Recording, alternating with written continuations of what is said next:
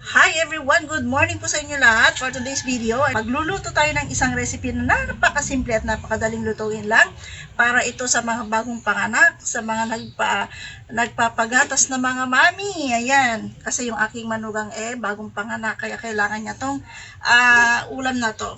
So, magigisa tayo ng bawang sibuyas. Ayan. Pinuna ko na yung bawang. Sunod natin yung ating sibuyas. Halo. Lagyan na natin yung ating luya. Itong lulutuin nating recipe ay tatawagin natin tinolang tahong na may malunggay. Ayan. Dahil ang malunggay ay talagang tested na ng gatas to. Nakapagpagatas to.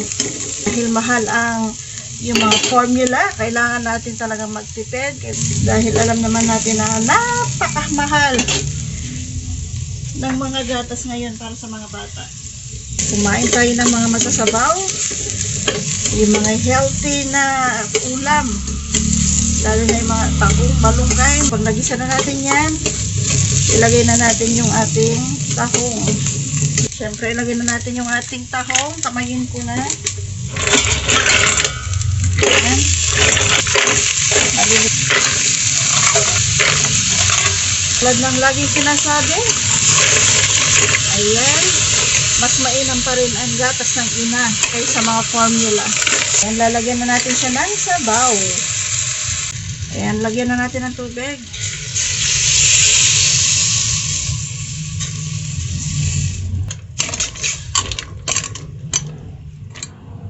At lalagyan ko lang siya ng asin at saka patis.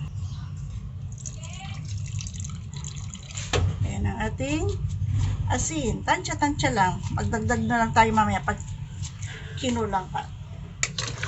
Ayan, haluin.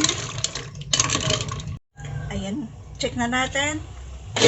At kumukulo na siya. Haluin ko lang ng kaunti. Tikman.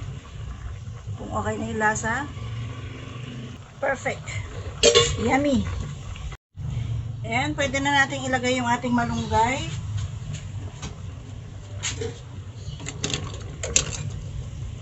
Tamayin ko na. Ilagay ko lang siya sa isang side para madali natin siyang masandok mamaya. Dahil yan ang kailangan ng aking manugang.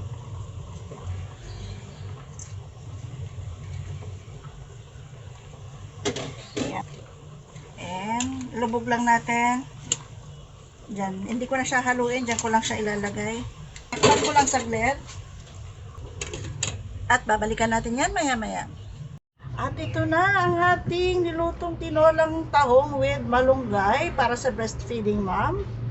Ayan. Napakadaling lutuin at napakasarap. Ayan. Thank you so much for watching. Bye!